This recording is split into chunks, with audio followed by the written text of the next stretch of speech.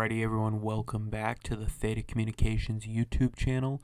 Today we're going to be going over a post by the one and only BonesNasty discussing cost, infrastructure stuff regarding elite edge nodes, just providing value to the Theta economy. And I think he highlights some very good points, and we wanted to go over as we've inputted our feedback as well into his post, as well as if you are a provider, please go ahead, go comment, like, share on this post, and provide some good feedback as well.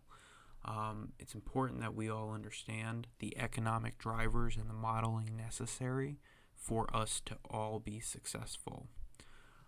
So overall, we need to realize cost, right, as a base cost of what's going to be happening, especially with GPU, highlighted in this tweet thread here, about cost, different states, and what it would actually take to have your GPU on a personal computer actually operating and running and providing value. So we've made a comment here. We have to account for hardware cost as well, because especially if we're providing the service to other people, the hardware we're outputting that we put on our staking is expensive, and there's a lot of throughput that's going through there. Like, it's not your traditional bandwidth that you get at your home internet speed, right? Like, this is enterprise grade hardware, right? So when people ask about the fee that we charge, it's like, hey, we have to keep the operation operational, and that costs a decent amount of capital, especially with GPU. Now, us and Bones, we both agree that most people that are individuals or have mobile devices in the future here, or GPUs in their gaming setup, that's already a pre-sunk cost, and therefore, that cost and the inputs are going to get depreciated over time. The one thing I will highlight here, the 6 to 8 year period is pretty generous even for the hardware that we have. Just that hardware, just like a mining operation, like a traditional mining operation, hardware breaks down, right? And, it's great when the machine is running really smoothly and the yield is coming in and you're producing gold or whatever mineral you're producing, or TFUEL in this case. But things do break, and, I've had hardware break down in months, right, instead of years, right? And we have to come and amend the situation as we go. So this post is awesome because it really helps to highlight, if even with some of these other providers, Theta Next, now these guys are providing, a service, and it does cost, to run all of this stuff, right?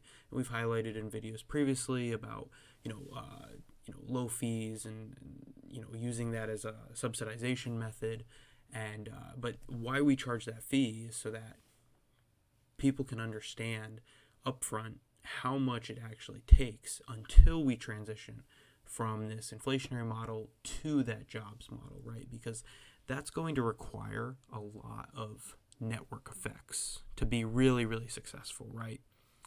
So, and it's easy to have the inflationary model take front lead, but actually creating those network effects is going to be the interesting part, right? Because it requires a lot of moving elements, and it can be very challenging.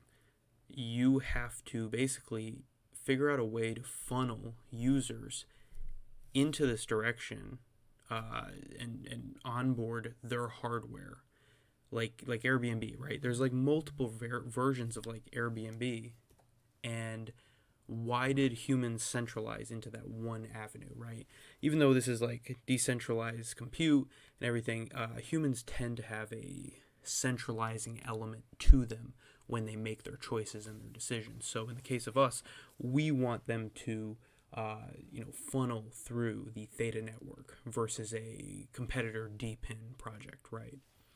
So with that, bringing on that new model, the jobs really have to pick up the pace in that transitionary period, and then the hardware, the cost, everything that then can move into a very profitable business model. So wanted to give a big shout out to BonesNasty for this post, and as always, go follow him, go like this post, go retweet, go share, and as always, we're going to see you all on TFUEL Island, and we'll see you all at ThetaCon 2024.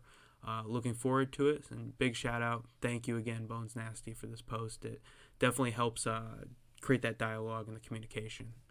All right, everyone. Take care. Bye-bye.